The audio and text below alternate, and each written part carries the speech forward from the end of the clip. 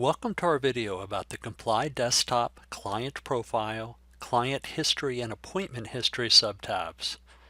The Client History subtab displays client changes that affect appointment scheduling in Comply, and the Appointment History subtab displays the appointment changes themselves.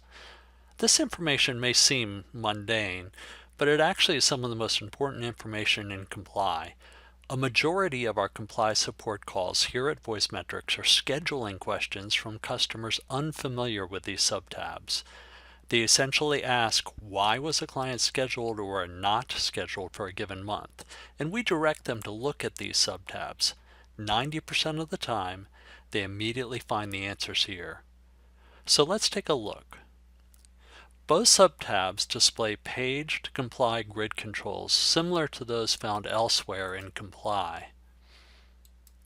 By default, these grid records are displayed in reverse chronological order by change date, so you see the most recent events first. Though as with most grids in Comply, you can click on any column name to change the sort order.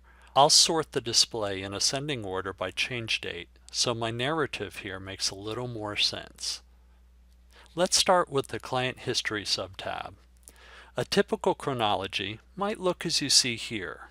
For this client, Carolyn Wright, she was first assigned to phase testing in PACTS on November 15th, and the Comply sync added her into Comply at 1 p.m. on that day.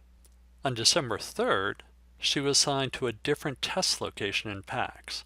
The sync detected this change and noted it here in the history.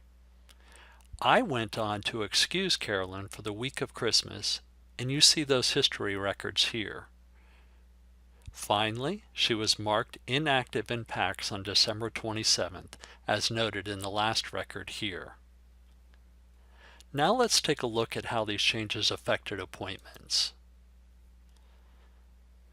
Again, I will sort by change date in ascending order by clicking on the change date column name. So you'll see when the Comply sync added her into Comply on the 15th, it automatically scheduled appointments for her for the remaining days in November. Note to distinguish carefully the difference between the change date and the appointment date. The change date reflects the date on which the appointments were scheduled. The appointment date column shows the appointment dates themselves. On November 30th, you'll note I generated a calendar for the Carson Tahoe test location, and it created appointments for Carolyn on December 5th and December 24th. On December 3rd, Carolyn was reassigned to a different test location in PACTS. Accordingly, the sync rescheduled her first by deleting her 2 Carson Tahoe appointments, then adding 2 new Ely appointments on December 10th and December 31st. Finally, she was marked inactive on December 27th, so the sync deleted her remaining appointment on December 31st for the month. As you can see, there are many PACTS changes that can affect scheduling in Comply. Here is a list.